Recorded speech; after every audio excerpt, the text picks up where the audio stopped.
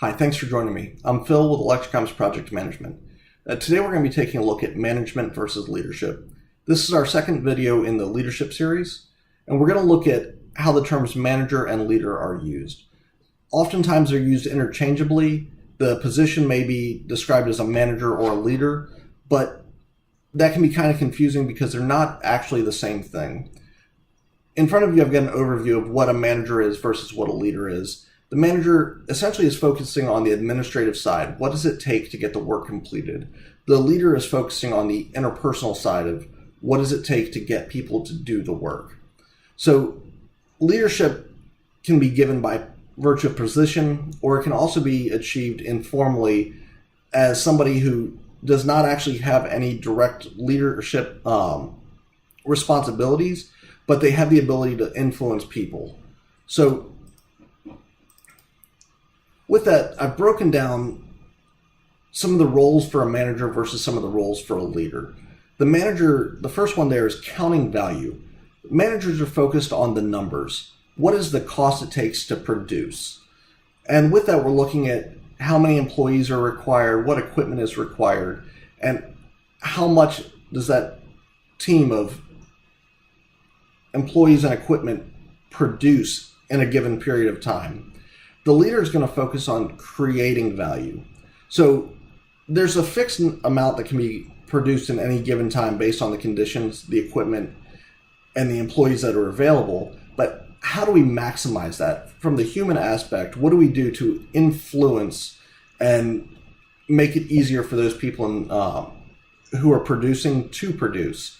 What burdens can we take off of their shoulders? Or what incentives can we offer to make it easier for them to produce more? Next, we have the work focus for the managers and the influence focus for the leaders. With the work focus, we're focused on controlling a group or set of resources to complete a specific task. With the influence focus, we're looking at how do we influence people, how do we motivate them, and how do we enable them. So rather than focusing just on the task as the manager would, the leader's focusing on the human side. How do you reach the people so that they're willing to work more within their bounds?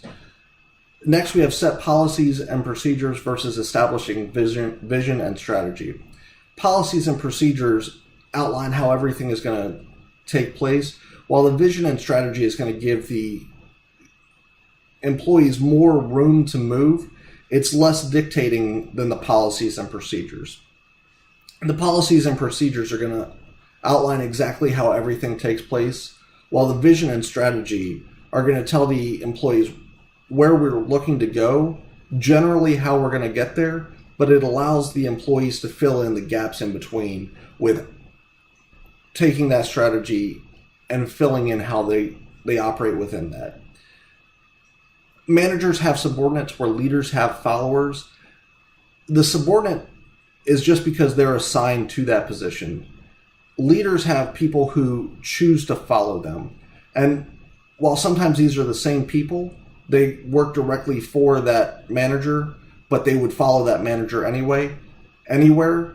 That's the distinction between subordinates and followers. Managers are often more reactive. They're putting out the fires. They're taking care of things as they're popping up. Leaders are often more proactive. They're going out and they're preventing the fires from taking place. Where the two overlap, though, is both managers and leaders are looking to accomplish a goal. Both leaders and managers are trying to explain their vision to others so that they can get that goal accomplished. And both have to motivate the employees underneath of them in order to move forward. So if you have any questions, please let me know. Leave a comment. I appreciate your time. Thank you.